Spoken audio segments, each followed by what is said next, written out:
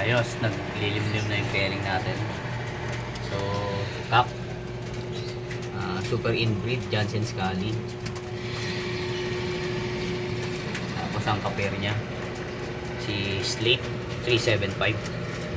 So, si Slate 375 yung multiple fundraise overall natin. Iba-ibang club.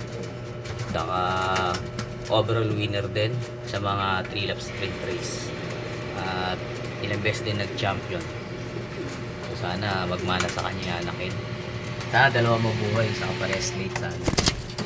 Favorite color. Yan. Yan natin ang facelift.